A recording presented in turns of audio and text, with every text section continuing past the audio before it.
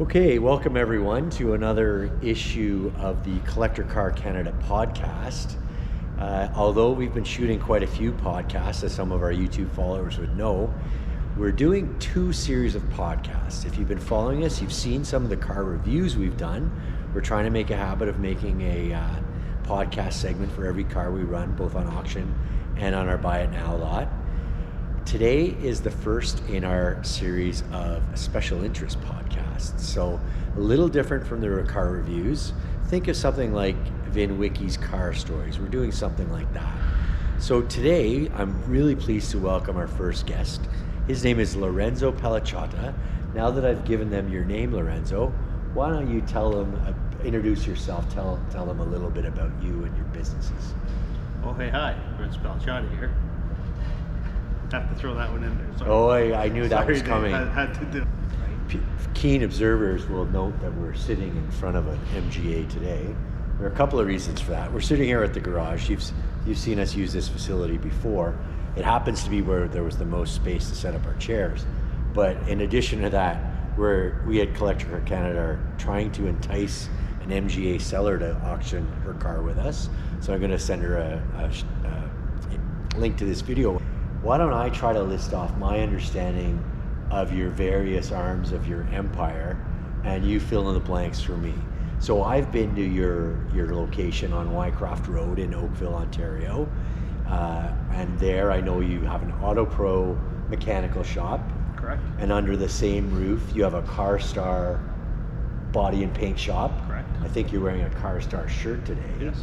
And then on your sleeve, you remind me, I think that's the coat of arms. Is that for the restoration shop specifically? No, it's a little bit different for the restoration shop, but this is basically, I was trying to think of a coat of arms.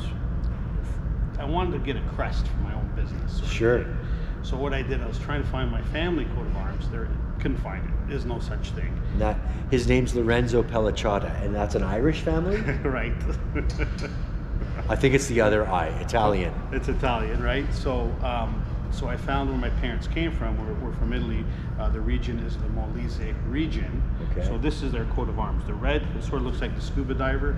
Yeah, it looks like a diving flag, yes. So what I did, I took the 7-point flower out of there and put, in 1959, my parents they left Italy, Molise, came to Hamilton, Ontario. When you were just a little guy in 59, right? Yeah. No, that's before he was born. So I took the Hamilton, I took the 5-point flower out of the Hamilton crest, replaced the 7-point star with that. Oh, I see. 59. I right? see. 59 to denote your parents' arrival in Canada. Correct. That's neat. Then in the bottom is the Oakville crest with 95 in the middle. That's when I started my business in Oakville, 1995. 95, you were already saying that. Oh, that's pretty neat. So we've got. Let me finish with it. Yeah, sure, go ahead. The tiravante means, in Italian, means to pull forward. Okay, I speak a little bit of French. Tire is the same. Right? Yeah, so you French. pull forward. So it's something my dad always said as a kid growing up. I remember people, we'd be out, hey Mario, come stai? How are you? Right? Se tiravante, we're pulling forward. So that always stuck in my head. Progress. Right. And then, starting my business and working my business, I'm always trying to pull my employees with us, right? Pull forward. I'm trying to pull forward. So I think, I think that's a great saying. I'm gonna put that on the bottom of my crest, right? So that's how I came up with that. It's funny you mentioned your employees, and full disclosure, I'm a customer of Lorenzo's when I'm at need. More mechanical than body shop, let's say that. But one time I visited Lorenzo's shop, and it was a Friday morning. And just because I'm a bit of a troublemaker, I asked an employee before Lorenzo even knew I had arrived if Lorenzo had bought coffee and donuts for all of his staff on a Friday morning. I thought I was teasing Lorenzo, but the joke was on me because he does it every Friday morning. So it sounds like a pretty good place to work. I've been doing that every Friday for 29 years. Yeah. If I don't, they think something's wrong. There's something to be said for that. The man on the other side of the camera now is going to get some ideas because he's probably going to expect us to be getting coffee and donuts every Friday at Collector Car Canada. But an illustration of how it all comes to roost, I've gotten to know, a couple of the staff at Lorenzo's shop, and there's a licensed tech at his Auto Pro shop. How long has Nan been with you? 25 years? 26. 26 Last years. April was 26. You Yeah. just don't, you really don't hear of that in today's world. So that's a real credit to your organization. So we've got I'll call them mass market mechanical Auto Pro. And do you sell parts out of the Auto Pro We as don't well? sell the parts, no. We're just the repair center. I mean, Okay. it goes through the Napa Center. They do Okay. the parts the odd times. I mean, a lot of people do call us, but yeah, I just refer them back to the warehouse. And maybe this is an opportunity to remind us of the slogan of Auto Pro when I see on TV commercials. It's true. At Auto Pro Oakville, we keep your car young a long time. It's true. And then, so under the same roof, as I said, is the CarStar Body and Paint. And is the restoration business in the same premises? We're moving it. I had the 2 locations in Oakville. 6 weeks ago, we sold the 1 location. Wow, congratulations. Yeah, thank you. Now I can just, I've had it for 21 years. Wow. I was at Trafalgar CarStar in 2003 is when I bought it from corporate. We moved it in 2013 to Winston Churchill. And then I sold it just this past month. So Right. now A deal a long time in coming, wasn't it? Oh yeah. So it took we were about 19 months. A lot of I's to dot and T's to cross on that contract. So excited. Yeah. Excited. So it had to do it. So from an Oakville, we have. I'm a mechanic by trade, so I'll just tell you how I got into business. Mechanic by trade, won some awards, won the ISTC competition, regional champion in 1991, 3rd place in Canada. So long story short, wanted to get my own business, and ended up meeting a gentleman by Sam Mercanti, who owns brought CarStar to Canada in 94. In 95, I started a CarStar business, collision repair, totally different than mechanical. So got involved there. Then I sort of tried to brand my mechanical as CarStar, but it didn't work out. So I started an Auto Pro for the mechanical services. So we ran that for about 20 years total combined, because it was 95. Then we had COVID in 2020. Right? 2020, March 2020. The pandemic was fun, but it's over. Killed me. So it was like a light switch. Like Sure. the collision side, it was like a light switch, and we just went from up here to down here, no business. So laid off 14 people. Wow. Then I had the one gentleman begging me to want to lay him off, thinking, gotta get me to do something. So I said, you know what if I do restorations? So we started Restoration E30 Auto Plus, and I named it E30 because of the BMWs. I loved E30s back then. I love those cars. I did my apprenticeship on those cars, right, in the 80s. So, that's what I named it, and that's what we did. But we sort of did. We did one E30, but we did an MGA, an MGB, a TR6. So more English cars than it all. That's good. That was good planning. Got them all. Now we know how we chose which business to sell. Speaking of your cars, why don't you tell us a bit about the cars you like? What kind of? I mean, we're in collector cars. We sell newer stuff as well. What I like, or what I own, or what I can afford. Let's start with what you like. I mean, me, if I was going to buy, I'd buy a Bentley. Wow. So you almost said that Not pridefully. that I would buy it, but not that I could buy it. A new Bentley is something that would interest you? I love Bentleys. You do? For some reason, Wow. I'm too old to get into a Ferrari or a fucking Bugatti or something. Like I can't. It's hard. When I had that Porsche last weekend there, Right. at your show, getting in and out of that. I mean, I struggle. Yeah. I struggle. Yeah, right? yeah, it's true. You wouldn't have that problem in a Bentley, I guess. You might struggle paying your bills every month with the car payment, though. But 100%. But I love E30s, the BMW E30. I thought you might say that. From 83 to 91, I love those cars. I've owned. My first one I bought was in 1989. It was in 83, and I drove that for about 4 years. I drove that to the ground. Maybe we should be clear. When Lorenzo says E30, he's talking about the body code within BMW for the 3 Series from, is it 83 to 91? 83 to 91. Yeah. 92 in Europe. I think you can get some 92s, but basically here in North America it's from 83 to 91. Okay, those are the 3 Series I kind of fell in love with. That's when I got my driver's license in that range, and by the time I could afford them later, they put on a couple of pounds, we'll say. Oh yeah. Yeah, a lot of fun. So I mean that I love them as I grew up with them. They're easy to work on. You know, parts. Well, we're not all licensed mechanics now either. Yeah, so I mean, you know, I got I got the 91 that I totally redid from ground up. It was just a shell. So I was hoping is that your 318? That's my 318. I was hoping you'd tell us a bit about that. Let's start with the odometer reading. There's over 400,000 kilometers on it. Okay. So usually when one hears about a 400,000 kilometer car, it's a true beater. One exception, we're going to hear about one exception, but another exception that comes to my mind is Collector Car Canada last year sold a 1988 Porsche 911 Coupe with 422,000 kilometers on it. I was lucky enough to get to go see it, photograph it, video it for the site. And of course it was not a brand new car, but boy, I couldn't believe the miles it had on it. So tell us about your 400,000 kilometer car. You wouldn't believe it had those miles on it either. I mean, so basically, I'll tell you a little story about it. So I PDI'd that car when it came off of. So what does PDI mean, just in case our viewers aren't familiar with right? that? So when you come off the boat, you take all the stuff off of it.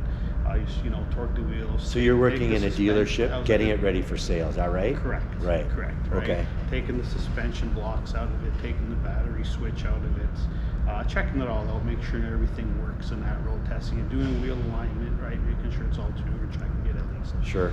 So then it sold, and then of course. And where was that dealership? Did it sell locally? In Oakville. Yeah. It was in Oakville. Okay. Yeah. Yeah. So we fixed that up. Not fix it up. I maintained it, and he would come back to me for the first service. I think you told me in the past that every time that car came in for service, he asked for you to service it. Is that and right? if Lorenzo was busy, he'd reschedule. Wow. Right? So he always wanted Lorenzo to work on it. How did it come to be that this customer even knew who PDI'd the car? Probably through the salesman. Yeah. Probably through the salesman when they sold it. Right. And him and his father always hung around, sort of thing. So I just got to know him. They were sort of friends of the dealership, were they? Yeah. Yeah. Great guys. Okay. Yeah, great guys. So. So you know the early history of this car. Yeah. So, which I couldn't. I wish I had the PDI sheet with my signature. Right. Right. Can't find it. Don't have it. Right. But anyway, so then he's been. Then when I started my business in '95, it took him a few years to figure out where it was. So then he started coming to me. So we maintained it. Same owner in same owner. The model year's 91. 91. So you started your own in 95. So 4 years later. So the same owner right up till I purchased it. And what year was that? About 4 years ago. Oh, you only bought it 4 years ago. 5 years ago. So this car is. You know what? I'm not even sure. 2018, 2019. So 5-6 years ago. So this car is 33 years old. Yes. The original owners had it for 27 or 28 years. He was the original owner. Wow. Yeah. So he drove it 400,000 K. It was a little bit rougher than I thought once I got into it. Right. You'd only been underneath it, I suppose. Yeah, but so I saw it. We rebuilt the engine, we rebuilt everything. We stripped it right down to the shell, wiring harness out like it was bare, interior out. So that was after you purchase it, you restore it at your own premises. So it's like mint. And how much I spent, I don't even know. I got a stack of bills this thick that I'm afraid to add up. Don't be fooled, he paid wholesale price for all these parts. Well, correct. but there's a lot of parts. Yeah. Like it runs like everything works the way it was intended. When I first met Lorenzo, it happened to be here at the garage when we were doing one of our cars and coffee events. I think this is 2 years back. And as I say, that was the modern 3 Series around the time I got my license. And the cars I own reflect that. Boy, I still like the cars from the late 80s and early 90s. And I'm a bit of a snoop, and when there's an odometer that's analog, I'll zip over to the driver's window and try to see if I can read the odometer. And I was just shocked when I saw the odometer compared to the look of the car. The car certainly I knew it was 30 years old because of the body style, but boy, it sure didn't look it. And Lorenzo gave me a bit of the story of the car. I think it read $399 that day, and I think you have a story about that too. I'll ask you in a second. But I had occasion to be at Lorenzo's in his home garage a couple of weeks back. He was showing me a Porsche owned by his sister-in-law, and he's got a lift at home, so the E30 was lifted up. Now I've seen the underside of the car, and I was even further impressed. But wasn't there some kind of a story about that odometer? It wasn't working. Right. So it has even more kilometers on Right, it, right. which I don't even know how many. No. So yeah, it has a typical, the gear was rounded off, typical on those cars that they round off. It happens a lot on transaxle Porsches before they went to digital odometers as well. So I don't even know how many kilometers. And is the odometer running now? It's running now. It is. You know, I want it running. I fixed it. Yes, everything. Oh, I can understand why you want to. And you know what? I'm not gonna. I mean, it was so easy to back. No one's going to be impressed that it's only 400,000 kilometers if it's really 420. Yeah. Right. But yeah, I do remember it being $399 that day. Is the first digit a 4 now? It was $399 $750. Is the first digit a 4 now? It's in the 3. It's still a 3. $399.9. It's going to turn over very shortly. That could be an episode of a podcast in itself. I should film it. You're right. It's going to turn over very shortly. Well, I know you've got a Jeep Gladiator kitted out with the corporate colors, and I know that because I see it at the Oakville Lions Cruise Nights on Wednesday night. We happen to be shooting this on a Wednesday, so I know you sponsor that cruise night. Why don't you tell us a bit about that and your sort of ways of promoting the business outside of work hours and outside of work premises? So it's the Lions Club that runs it, right? Out of Oakville. They're raising money, right? So they're there every Wednesday, from the first Wednesday after Victoria Day to the first Wednesday after Labor Day. And if anyone's local, this is held at Oakville Place Mall, just off Trafalgar. Starts around 6 p.m. and goes to dusk, and it's always a pretty good atmosphere. Usually they attract 300 or 400 cars. Last week was the kickoff, and I went just for a look, and I must have been a little earlier than normal because it didn't seem that busy, but by 6:30 there were hundreds of cars there. Right. Yeah, it's a fun night. Like, I mean, a lot of and memories. how does that initiative work for you and your business? Just getting out there, getting to talk to people. You know, I got a tent set up. I got my car, the Gladiator, out there, all branded. So you have a tent with a table with the table. Sort of collateral. People can grab a business card. Some handouts and stuff. Yeah. And then, you know, we get to talk to them about what we do at all the locations. And actually, I think if Lorenzo gets, I shouldn't call them volunteers, you probably pay them to go, but when he gets his employees to join him, he buys them dinner too. So they get dinner Wednesday night, and then they get coffee and donuts Friday morning. And muffins. Not bad. And muffins. And muffins. Hey, they're spoiled. Not bad at all. Sometimes the smile cookies too. Okay, so we know you're into BMW. We know you got your Jeep. I think you've got a Grand Cherokee, which is a little more like a daily driver. SRT8. SRT Grand Cherokee. Well, it's not everyone's daily driver. Yeah. What other cars do you own? Do you have anything else that's fun beyond the Beamer? I have 4 Beamers. You have 4. Are they all E30? They're all E30s. All E30. 2 convertibles. Oh wow. A 91. The Kelly Taylor car from Beverly Hills 90210. Yes. Yes. Our cameraman won't know who that is. He's a little too young. And an 88 IS. 325 IS. I've owned a 3 Series IS, but it was an E93 after the 3 Series had put on quite a bit of weight. Yeah. Don't you have an Italian car? Oh, I forgot about that. Yeah. Alfa Romeo. It's an Alfa? Yeah. Veloce, yes. A Spider. Yes. It's about a 92? It is a 91. 91, okay. It is a 91. All right. And original owner of that one? Not original. How long you had that? I've had that for 2 years. Oh, that's a cool car. Yeah, I bought it during COVID. So cool car. It's just been a few years. I know you to be a motorcycle enthusiast. So do you own a bike? Yes, I do. You own one bike or do you own several? Just one right now. Yeah. 2013 Harley CVO. Bought it brand new, completely decked out. Oh, you bought that one new, eh? It's like, yeah. How many kilometers on that? Not many. On this one, just over 30,000 kilometers. So about 3K a year. That much. I used to ride about 20,000 kilometers a year. Wow. I've ridden to Key West 3 times. Wow. I've done Tail of the Dragon in Tennessee. I've done the Blue Ridge Parkway. Right. I know those ones for the car scene loves those too. I've ridden to Vancouver. I've ridden around the Cabot Trail. Yeah. See, I've done all that stuff by car. I guess I'm not quite as adventurous. No. When I grow up, maybe I'll get my motorcycles. My Best motorcycle feeling license. in the world. Best feeling. Actually, I think I might have told you this for the people at home watching, who are mostly a car people crowd. I think watching this video. So those who haven't had exposure to the motorcycle world. Long story short, I had a friend who needed. Back when I lived in Ottawa, I had a friend who needed to get a motorcycle to Peterborough because he had sold it to someone who lived in Hamilton, and they decided that Peterborough was sort of the equidistant meeting spot in the middle. And it was a friend of mine who helped me with my old cars at the time. So he was planning to ride the motorcycle to Peterborough and bus it back to Ottawa. And I got wind of this. I said, let me just follow you in a car and I'll give you a ride back. So that's what we did. So I tailed him, and about 20 minutes into our ride to Peterborough from Ottawa, I noticed he's waving to every motorcycle, and every single motorcycle waves back. So I appreciate there's a bit of a kinship among motorcyclists, and I was driving a Mustang convertible that night. It was a pretty cool car, but I'm not part of that crowd. No, I know motorcyclists, you know what? They all look after each other.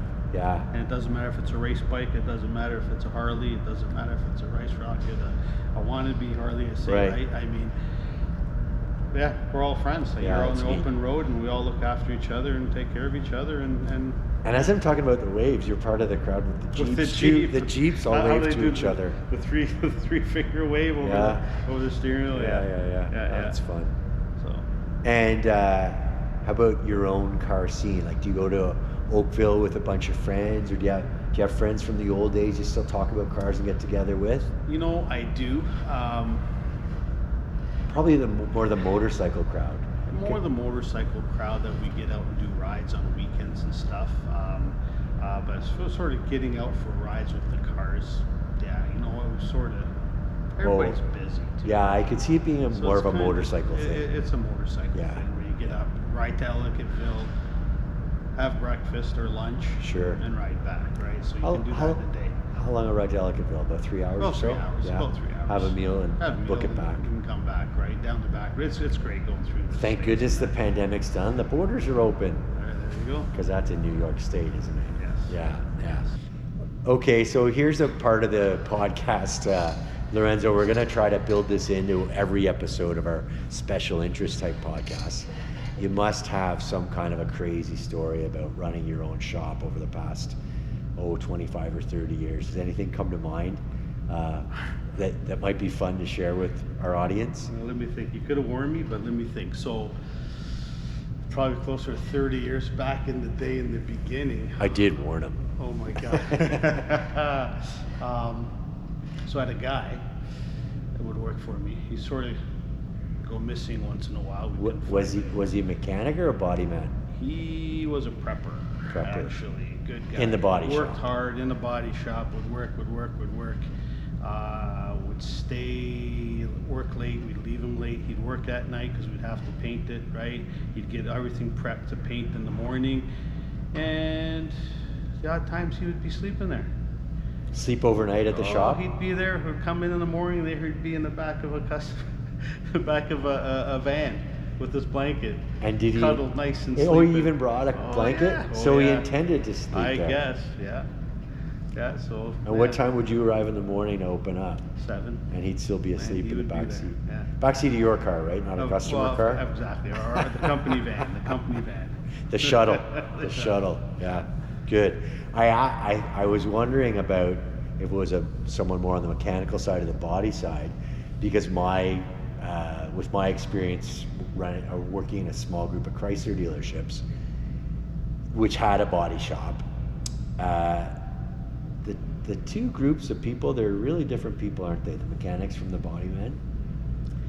Yeah. Any fun stories to illustrate that difference? The mechanic world is different than the body world. I mean, it's getting closer. It's hard. I mean, body guys always,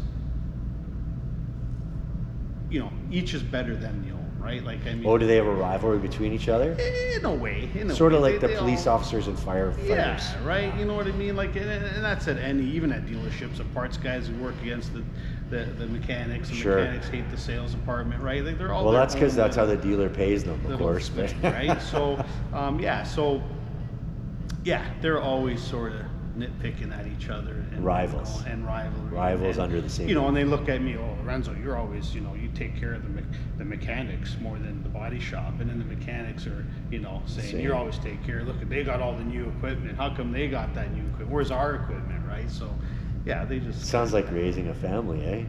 Each kid thinks dad treats the other one better. right, exactly, like my two daughters. Yeah, same, eh? Exactly. And are you playing it smart, not letting your daughters get involved in the business? They don't want to be. I tried to get them into it, but they don't want to be. They're not interested, Yeah, eh? yeah. They see what I go through, so they're just not that. Yeah. We're not doing that. Well, I swung by your place after hours, and it seems like you're always there. I can't remember what it was, but we were working on some common project last year, and we were both at your shop. It was 8 o'clock on a Friday evening. I don't know what the problem was. That Friday night. Yeah, it was. The alarm was down, or the camera, the security was down. Yeah. My security guy was in there. Right. That's right. And we were supposed to go out for a bite to eat. That's what it And it was, didn't yeah. happen because it took a little bit longer than Yeah, we thought that's to what get it her was. fixed. There's always something, man. You know what? You I try to hear get you out, because and I- something always comes up. You're smarter than I am. You recall the specific event why I was there, but I was able to keep myself busy with my laptop too. So our business kind of never sleeps either. Yeah, and you know, So- and my daughter, she worked for me one summer, and you know, it'd be like food close at 5, but at 10 after 5, a tow truck or a customer or somebody would show up that you'd have to take care of. Or you could just turn away the work. Or you turn it away and Yeah. they don't come back. Of course right? you don't so, do that. So there's always something, Sure. right? And you know, and that's what I tell my daughter. You see, like there's always something. Sure. I'm not lying. Yeah. Yeah. Things come up, and that's what you got to do, right? Good. To run your business. So yeah. I hear you. Yeah, we get a little taste of that in our business too. There's always a T to daughter and I to cross, and I reverse those on purpose. Yeah. So that's about what I wanted to go through with you, Lorenzo. I do want to thank you for coming into the garage today and telling us a little bit about your work life. You shared some fun stories. We seem to have a lot of similar tastes in cars. We got to get you into a Porsche again, though. Maybe a Corvette. So I just want You to. just won't get me out. You'll get me in. That's just right. Won't get me That's out. right. So yeah, to the viewers watching, thank you for watching, and we'll see you on the next episode. Thanks, Dave. Appreciate it. All Thanks right. for having me here. Thank you, Lorenzo. Thank you.